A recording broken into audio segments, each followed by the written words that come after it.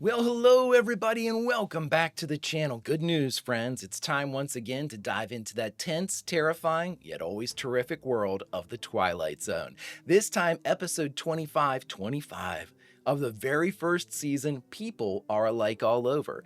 And friends, if the outro to episode 24 delivered by the incomparable Mr. Serling is to be believed, which it obviously should be, we have a very big guest star in this one, none other than Roddy McDowall.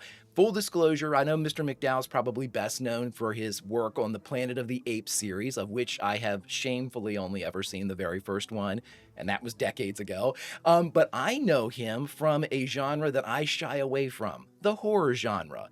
One time, for whatever reason, I decided to voluntarily watch a horror movie, and it was none other than Fright Night, starring Roddy McDowall.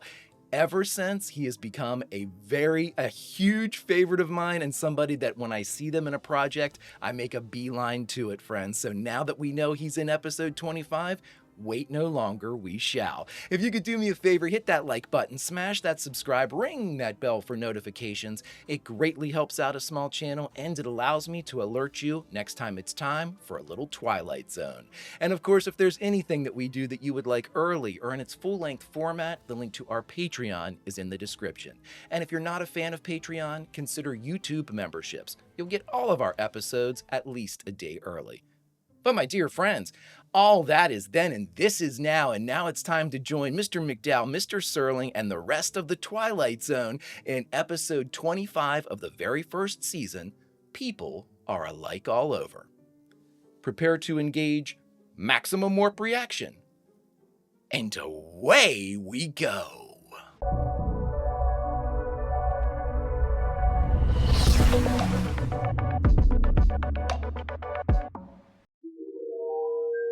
Very excited for this one. It is an area which we call the Twilight Zone. I think about these episodes a ton. I have so many things I think about. These seem to haunt me more than anything else, though. Repeat, the blasting area will be cleared by 0200. I love how so many of these deal with like the space race and like space exploration and stuff. So cool. It's an odd way to spend the last night, isn't it? Look how young you are, Roddy. Last night on Earth, you spend enjoying Earth. You walk its streets, go in its bars, dance with its women. That's going to be our world for a long time, Sam. Sam. Are you afraid? I don't think so. I think I know him, too. It's different with you. You're trained for it. It's not the same with me. I'm a scientist, a biologist. A biologist, cool.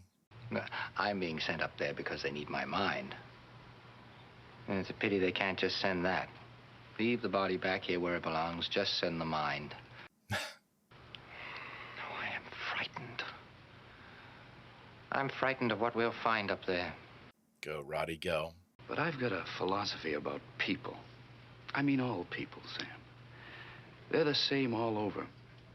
Well, He said the thing. you're looking at a species of flimsy little two-legged animal with extremely small heads. Love it. Warren Markison, age 35. Samuel A. Conrad, age 31. Conrad? Man unshackling himself and sending his tiny groping fingers up into the unknown. Look at that. Their destination is Mars.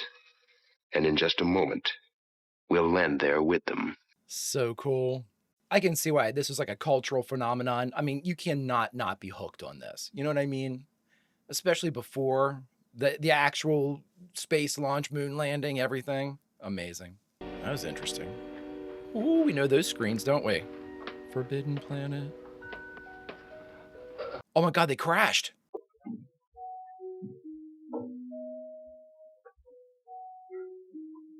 Wow, they really did tilt everything. I thought they were doing some type of camera work. That's amazing. Markison, Oh, so that's stunt work for are you all Roddy. right? He is not. He's underneath that. Right, that's him, bottom left corner. Not great. Be careful with him, Sam.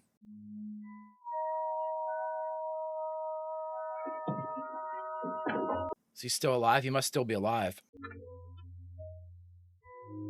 What are you giving him? Moccasin. Was it morphine, adrenaline? What about the ship? Oh. The ship's aft.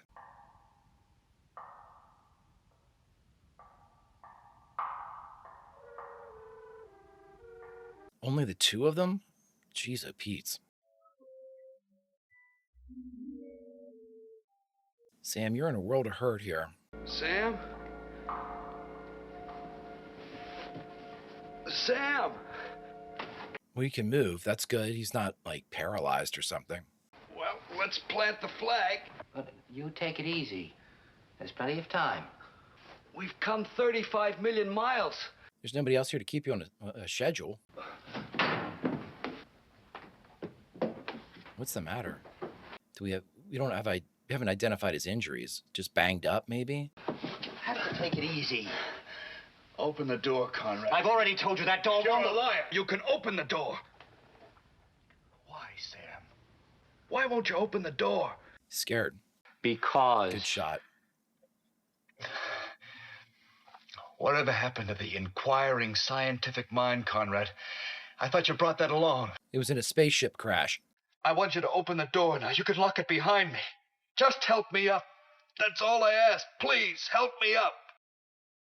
Listen, Sam, I don't want to die in here. I want to see what I'm dying for. Take me out, will you? Take me out. Mark, please, Don't be afraid, Sam. Just do it, dude. He's checking out. As long as they've got minds and hearts, that means they've got souls. That makes them people. And people are alike. They're bound to be alike. Oh, we waited too long. Don't leave me alone, Mark. Don't leave me alone. How terrifying. I don't want to know. I don't want to know. I don't want to know. You can't stay in here, dude. Oh, especially when they're opening the door from the outside, whoever they are. I mean, it's easy to say Martians, but this is the Twilight Zone. God knows where we are, who we're talking to, what they look like. I mean, hell, we could be on Earth. We've had that. Or they're humanoid.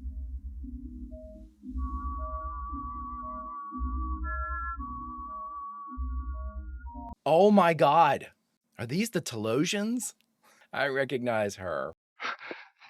You're just like I am. Face, body,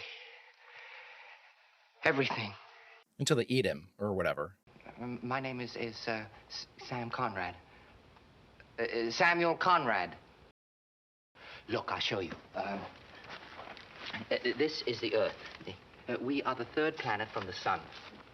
This is you. Where I come from, this planet is called Mars. The other one is dead. Oh, well, thanks for... How do you know my language? We don't, Mr. Conrad. As you'll no doubt soon realize, you are speaking our language. Unconscious transference. You'd call it hypnosis of a sort. You'll forgive me. My staring, I just can't get over it. I mean, you're human beings, just like I am. Well... We'll bury your friend for you. Later on, you can tell us what kind of marker you'd like. They have a burial We'll repair your customs then. ship for you, too. Thank you. He can't fly it, though. You were right, old friend. They are people, just like us. I wish you'd live to see that. But I wouldn't open the door. Don't worry, this is the Twilight Zone. This isn't going to be happily ever after by a long shot.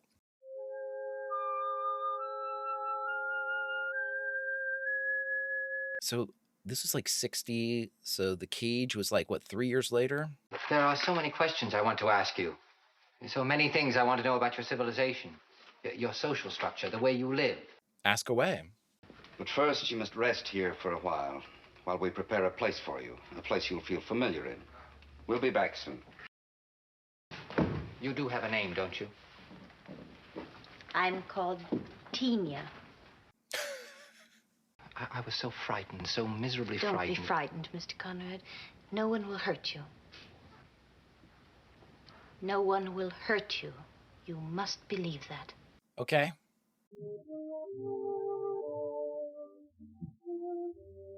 Oh, place your bets. Place your bets. What's going on here? Are they gonna put him in a museum, a zoo, eat him?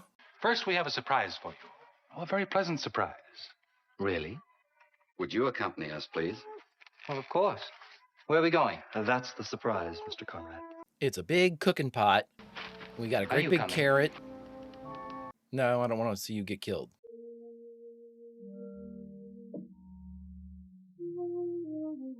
How the hell do you know what this looks like? Is this a Martian house? Is this the way you live? Oh, no, ours are considerably different. We built this during the night because we assumed this is the way you people live. During the night? A television set. How do you know all about this? How could you build it so quickly? How could you possibly know? From your mind. You think very clearly, Mr. Conrad. Very clearly indeed. Very strong impression. This guy's really good. Really good delivery. We were wondering if you'd mind remaining here for a little while. You expressed an interest in seeing our city, meeting our people. We'll go out and arrange that. Enjoy yourself, Mr. Conrad. Enjoy your house. Oh, let me show you out. After all, it is my house. And think good thoughts, because they can apparently read your mind. You are now in a zoo. I will see you again, won't I? Of course you will, Mr. Conrad. God, I'm so nervous. Roddy, what's going to happen to you, buddy? If they can read your mind, they know you're a biologist, a scientist. You're not an aggressor, even though you had a weapon when you showed up. But again, this is looking more and more like they're making a habitat for you. There's ice in there for you? Look at that. On the rocks it is. If it's an illusion, a guy can live with it. That's the best scotch I ever drank.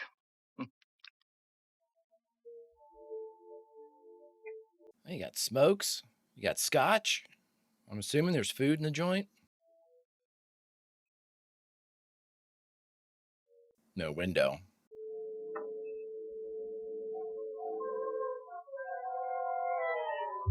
Or could it be like a TV show where they're not TV, entertainment of sorts?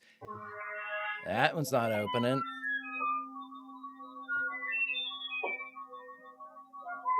Well, it could be security issue too. I mean, I wouldn't be, I mean, of course I would, but I mean, we can't assume yet.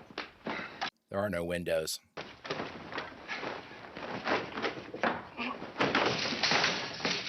Ooh, you see the light go out? There aren't any windows anywhere.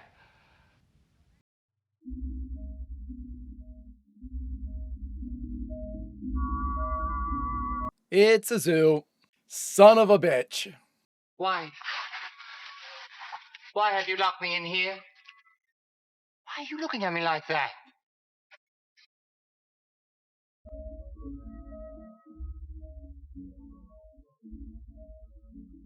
Oh my God.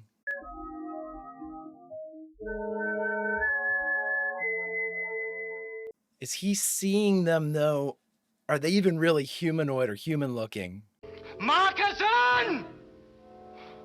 Marcusson, you are right! They are. People are alike everywhere. Species of animal brought back alive. Interesting similarity in physical characteristics to human beings. Very tiny, undeveloped brain. Comes from primitive planet named Earth. Calls himself Samuel Conrad. And he will remain here in his cage with the running water and the electricity and the central heat as long as he lives. Samuel Conrad has found the Twilight Zone. Wow. All right, everybody, we just finished watching The Twilight Zone, Season 1, Episode 25, People Are Alike All Over. And the only thing left to do is talk about it. All right, everybody, and we just finished People Are Alike All Over, the 25th episode of The Twilight Zone's first season.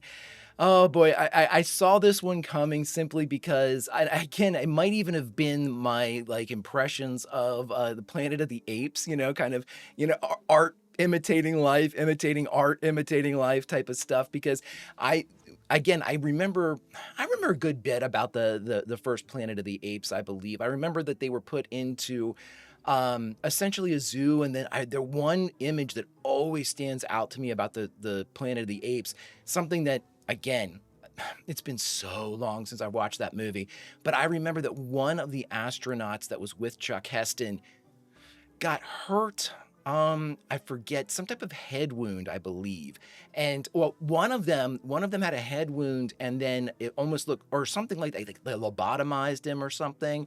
And then another one died, and they stuffed him like taxidermy and put him into a museum. And for some reason, I think that actually informed my guess in this one as to it being a zoo. And I don't know if that makes any sense, but I was thinking about I'm trying to put it together in my own head.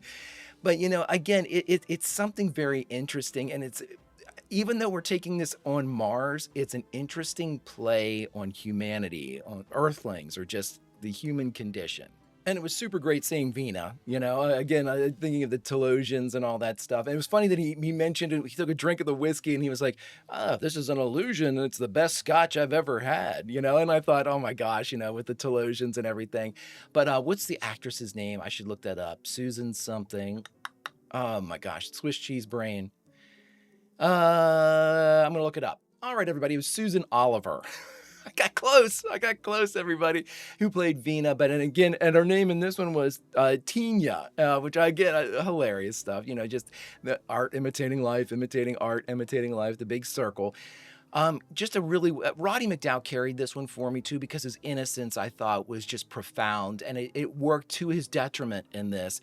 One, he was very timid as far as he didn't want to go out, leave the spaceship without Markuson.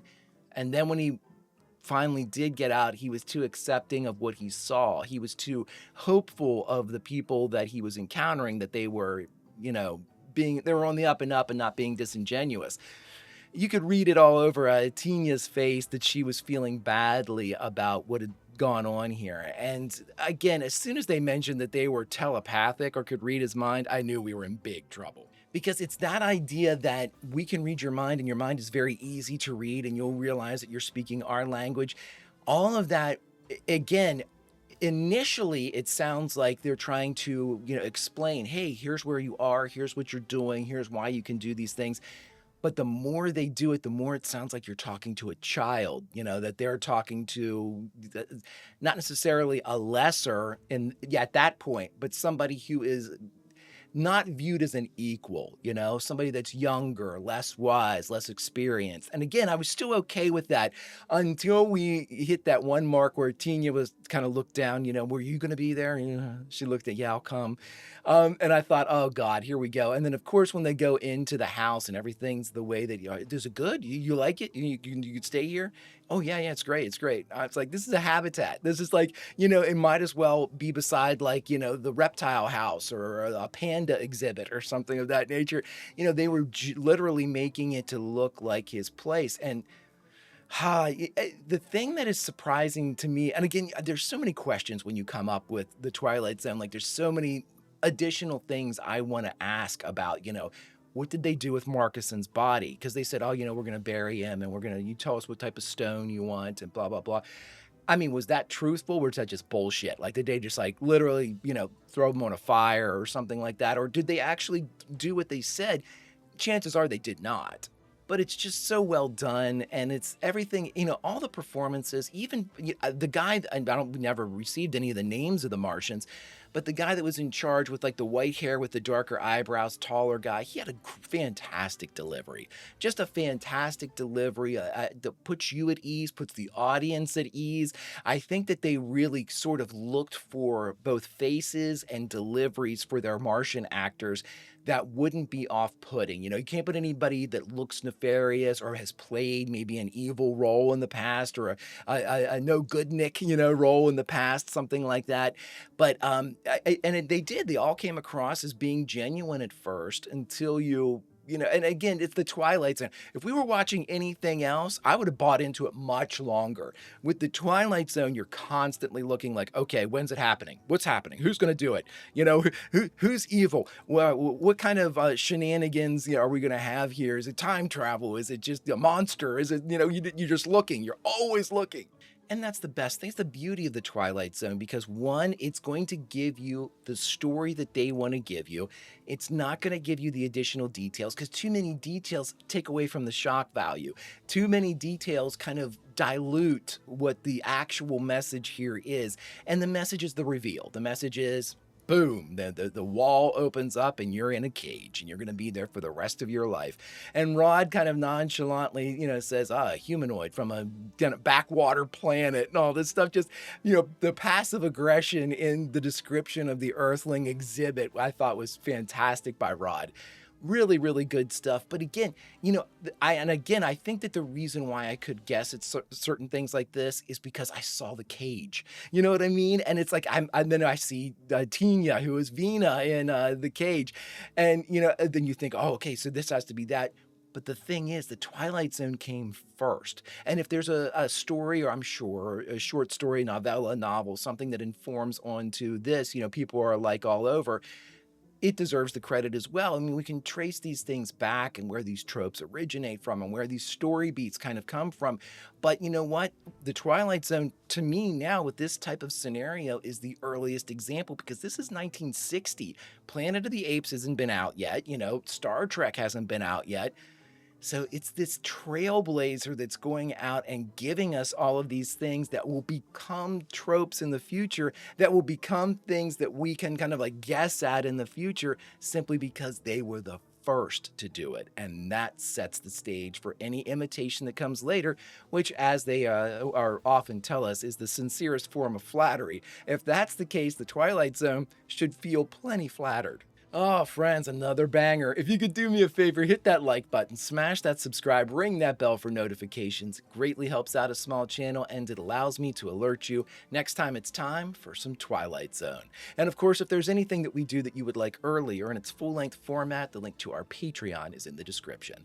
And if you're not a fan of Patreon, consider YouTube memberships. You'll get all of our episodes at least a day early. But all that was then and this is now, my friends, and now it's time, unfortunately, to say goodbye from this, the Twilight Zone. And normally with our other series, what we like to do is, as a reward for being the audience, the Greek chorus, we go back into whatever we just watched and say goodbye from a scene inside whatever we just watched. But with the Twilight Zone, we do something a little bit different. We say goodbye as a result of the Twilight Zone episode we just watched. So friends, I've got some good news. We have been chosen to go up on a, not necessarily a rescue mission, but a recovery mission in the hopes of finding out what happened those 10 long years ago to the first crew, Conrad and Markuson, that went to Mars. So friends, get ready. We're on our way. What will we find there? Will we want to stay or can we leave? Until such time as we get to answer these questions and the many more that Rod will present us, Vulcan roll, and I'll see you.